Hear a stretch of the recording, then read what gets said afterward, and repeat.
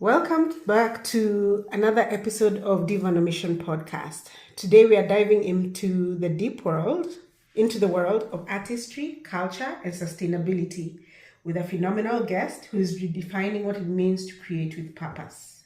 Welcome, Umazi, and please introduce yourself and define your mission for us. Thank you, Evelyn, for having me. My name is Umazi, and I believe I call myself a student of the indigenous, and my mission is to champion the ways of our ancestors that I believe add so much value to our society. In the things that I do, because we have come up we were taught to demonize our African cultural, very many elements of our culture. And so I find a lot of joy and have found a lot of value in embracing these aspects in my life. And so my mission is to champion them and to integrate them in everything that I do.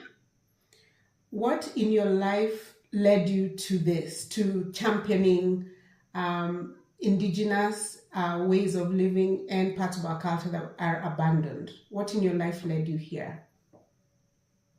Wow. I want to say the pandemic was a time of a lot of self-reflection, especially because we couldn't move around in the ways that we did before. Okay. And during that time, I had to evaluate some of my values. Mm-hmm. And through, I want to say my spiritual journey of trying to redefine who I am and what does that look like, I just started a deeper fact-finding mission of like, what's my culture, Okay. What does that look like? What are some of the ways we used to live? And slowly I got deeper and deeper, and I found myself, I'm an artist, I've always been a creative.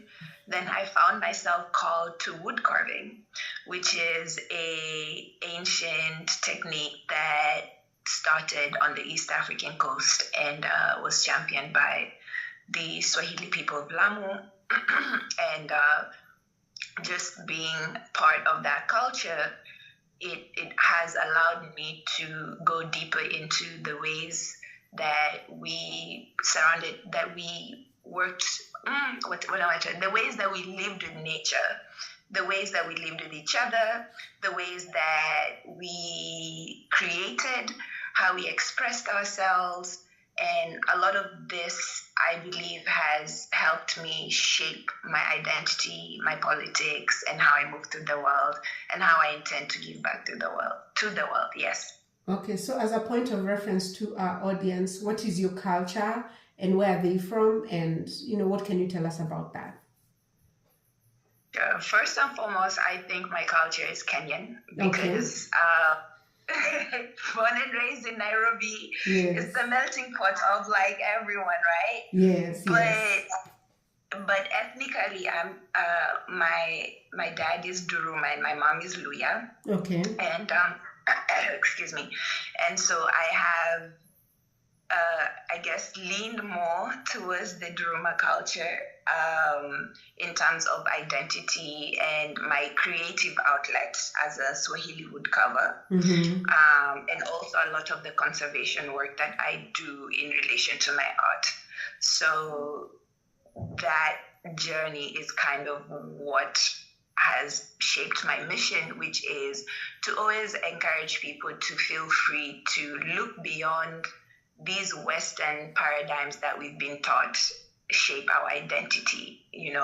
Most of us have English names. I dropped my English name. Not that I'm telling everyone to drop their English name, but if you think about the history of Kenya's colonial legacy, we were given English names so that we can make it easier for the white man or the white colonialist to identify us, as a way for us to be more Western, to be more white, as if our names do not carry so much history, so much culture. Like different communities, for instance, I may be wrong. Please do not cancel me if I'm wrong. But I know, for instance, like in the Gikuyu culture, their names come from like the clans, right? And there's a lot of history and bred to that. The Kalenjin, I think, name after the time of day that you're born.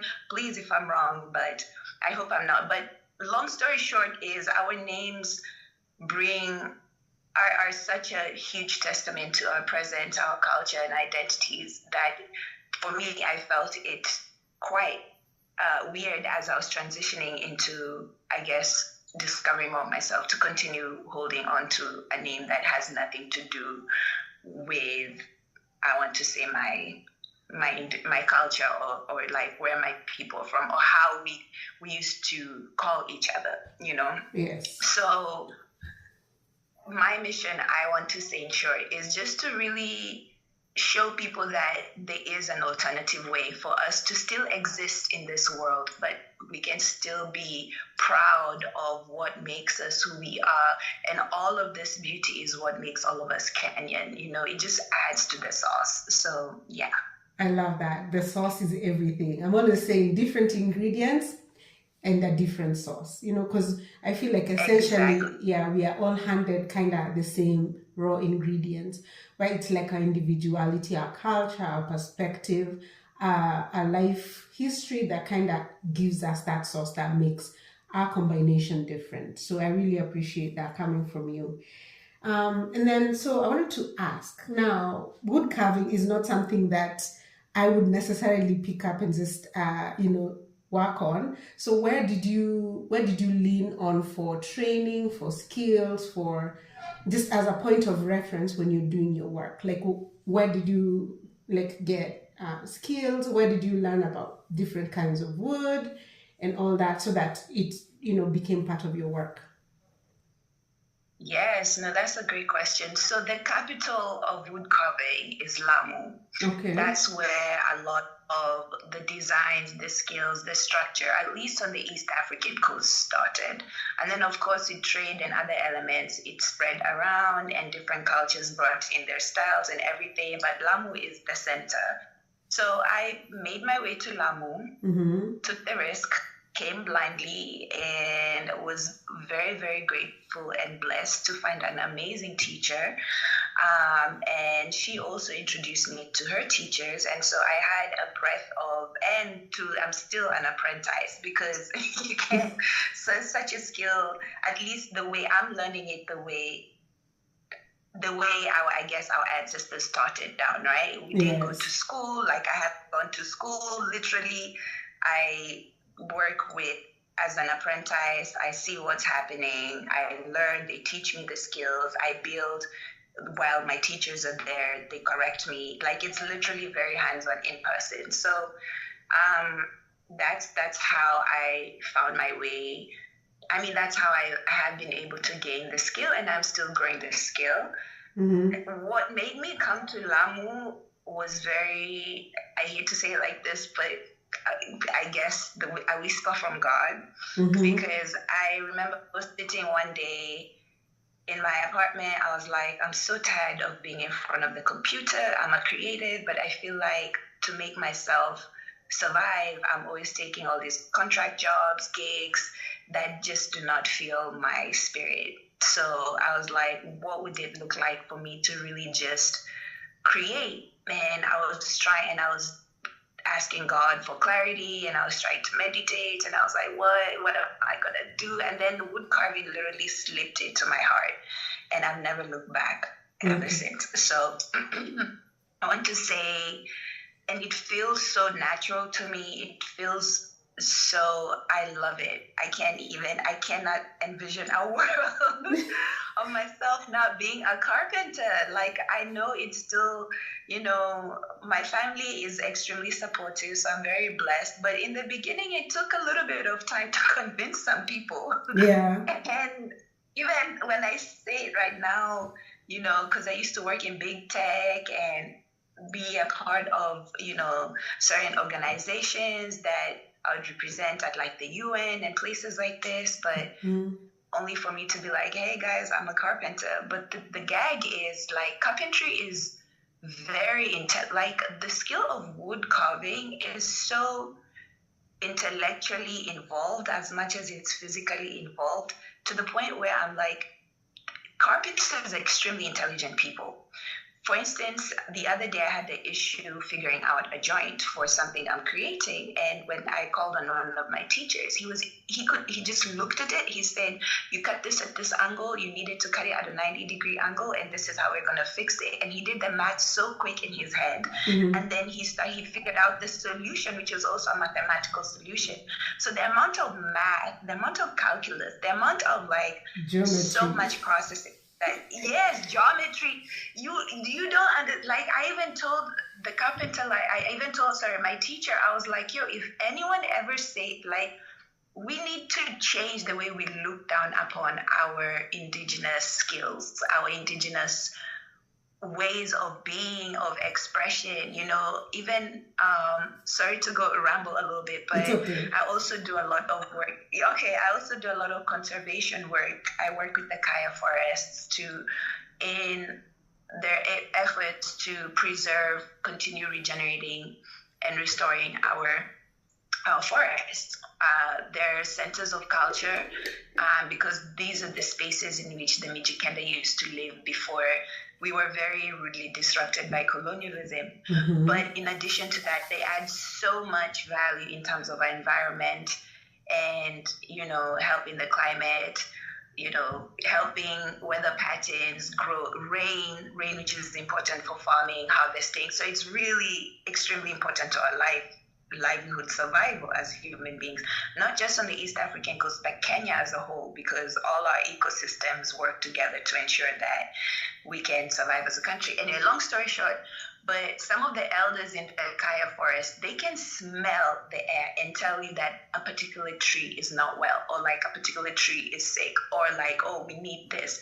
Like they can smell the air. I know what I'm saying, it sounds really ridiculous, but that's the amount of knowledge and connection and intelligence that our people, a lot of people that would normally be looked down upon for not being able to speak English properly or like things like that, they carry so much wisdom and intelligence that none of us with our KCPE grades and KCSE grades and all these things can be able to articulate that level of intelligence. Not to say that we're not smart, yes, but indigenous way of thinking and living is extremely intelligent. So I've really come to appreciate a lot more of that through the wood carving and the conservation work that I'm part of. So yeah. It's interesting that you said that, because I was at the Wangu Makeri play this weekend, and they were referencing a renowned herbalist who used to talk to plants, and that's how he would know what would cure certain diseases. And it's funny that now we are looking at that as a dead skill, and it's all because we've been taught to suppress our instincts and our natural talents in order to fit into the Western education system, which leaves us with very little when it comes to survival as a way of living. So it's very interesting that you bring that up, that they're able to smell. And these are things that when you live in the Western way, you eliminate because they teach you to ignore that part of yourself. But now as we try to reclaim our environment, like you're saying, our culture, our forests and all that, these skills become really, really crucial to what we're trying to do. Yes, no, and just to piggyback on what you're saying, the Western education was never meant to make us succeed. It was always meant to make us good enough to work for the white person. Yes. At least the way it was structured. Like it was meant for us to allow to be able to speak basic English, to be able to read and write, so that we can serve their interests. It was never meant to be for our interests. So, I'm really happy with how different spaces all around the country in different ways, we're all kind of reclaiming what that looks like for us in 2025. Of course, not ignoring the fact that there's so much beauty in Kenyans and what we've achieved, but I like how we are pushing the needle of what does that look like for us, and how we're bringing in what was taken away from us. We're bringing that into the narrative, into the fold in different ways. Like, even look at Bien's song, the latest one, like All My Enemies Are Suffering, the way he mixed in like the Ukuti, that was really cool.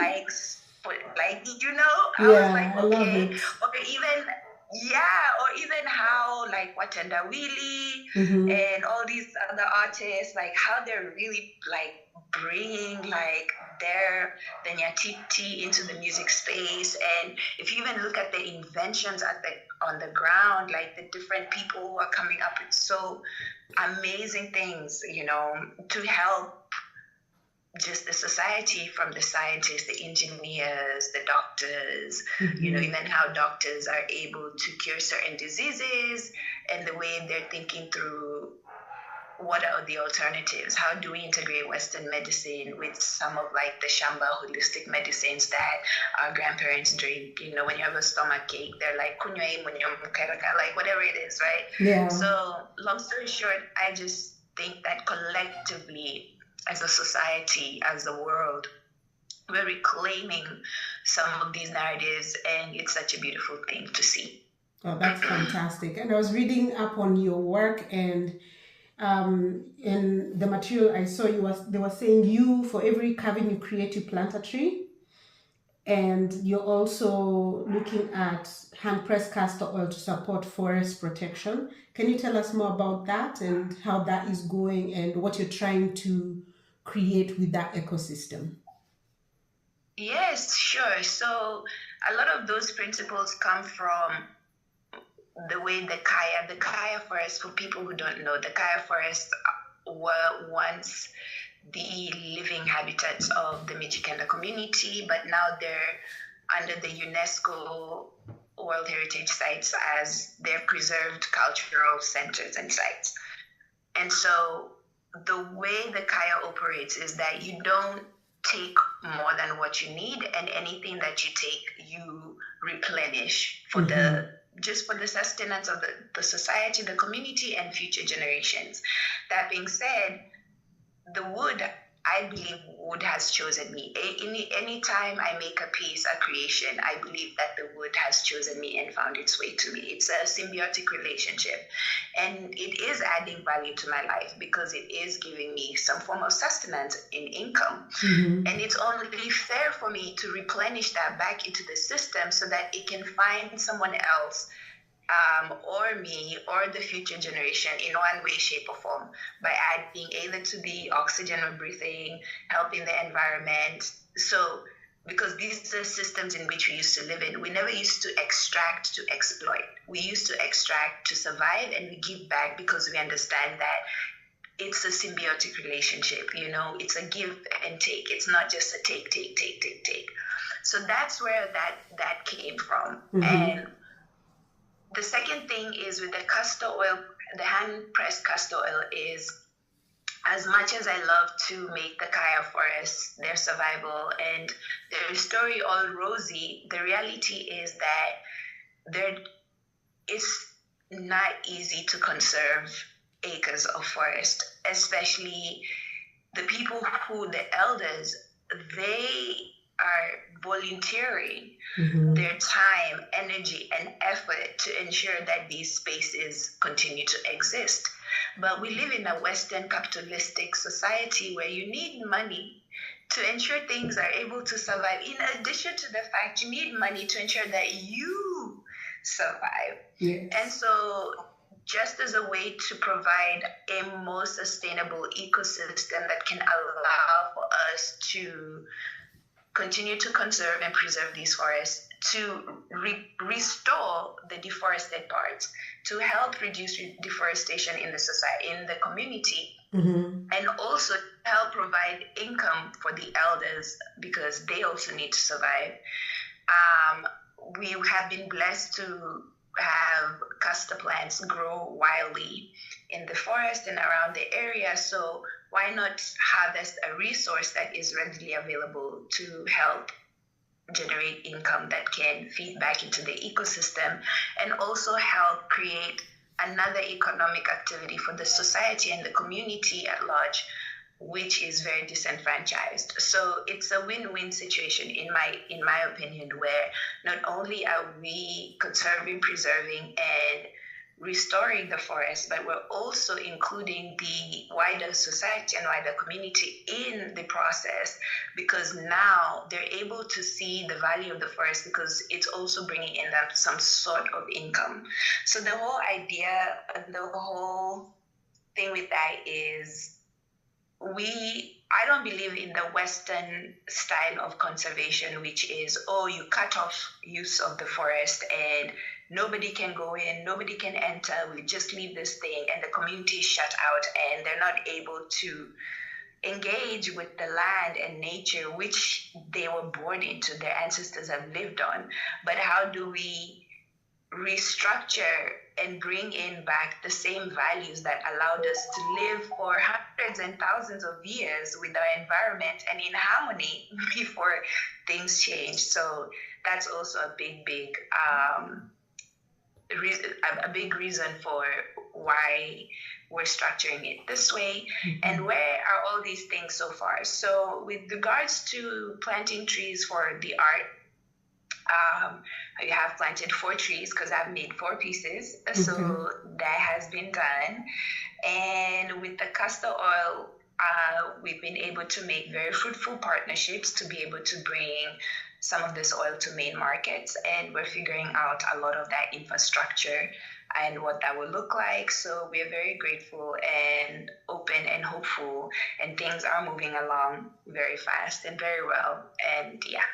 I'm excited to hear that. So for people listening, what kind of items can they look out for from you in order to, like support your work and to support the work you're doing with conservation? Like what kind of products can they buy from you for this? Yeah, yes, great question. So when it comes to my artwork, I make functional art, which is pretty much, I am very expressive and avant-garde. So a lot of my pieces are not only decorative, but I believe that they could be functional. So what I'm working on, for instance, right now is like a bookshelf, but it's also a sculpture. So it's like a sculptural bookshelf.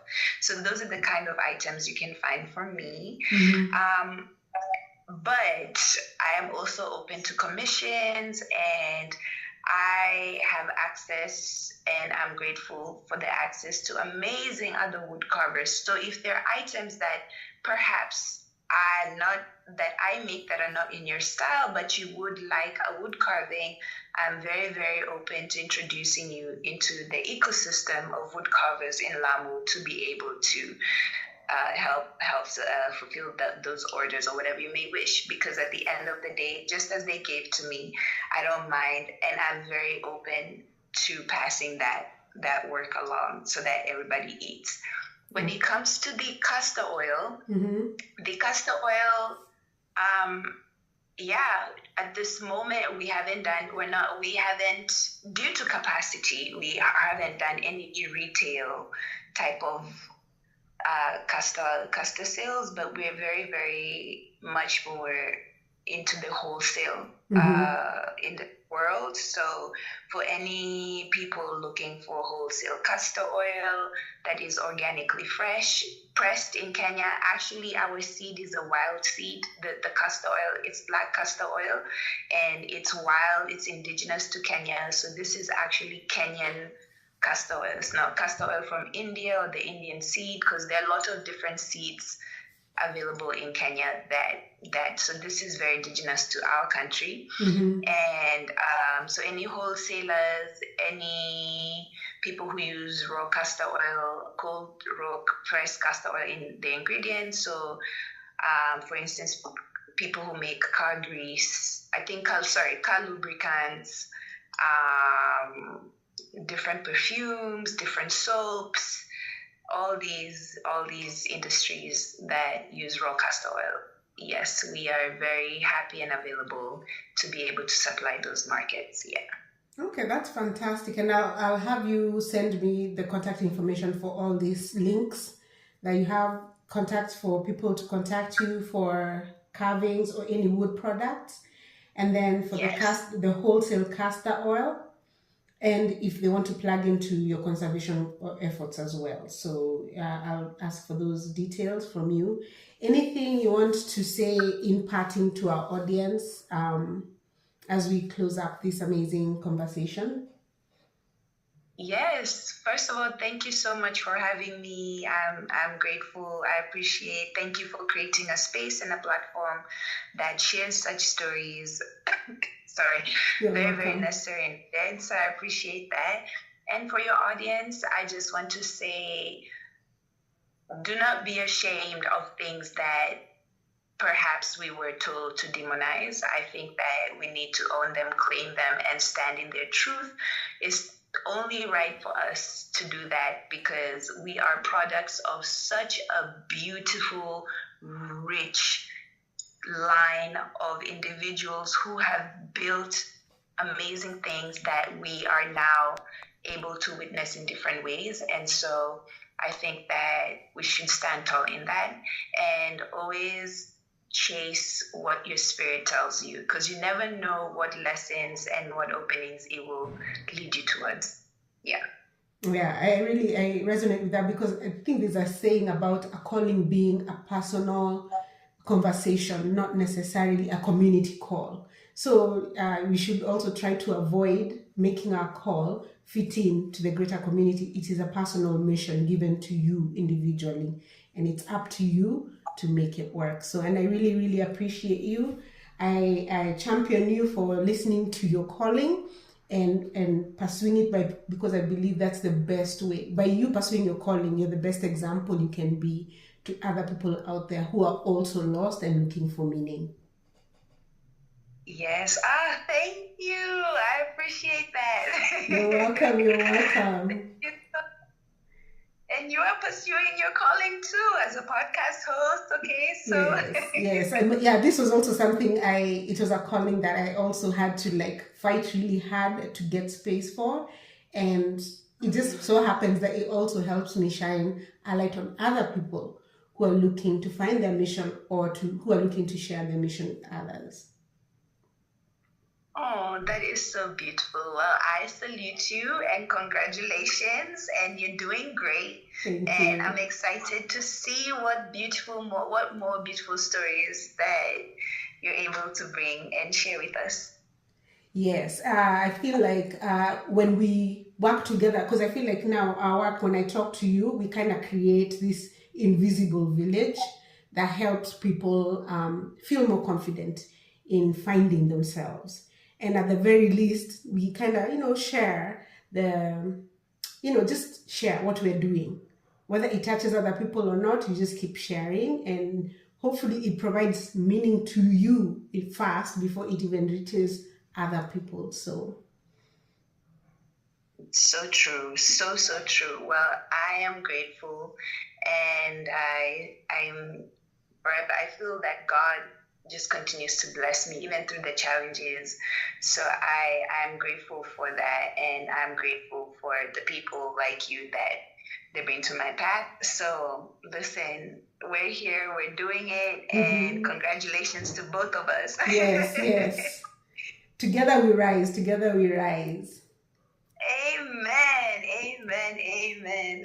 And I also appreciate you for making time to come share your mission with us. We look forward to more fruitful partnerships in the future. And I just want to say thank you and wish you a good week ahead.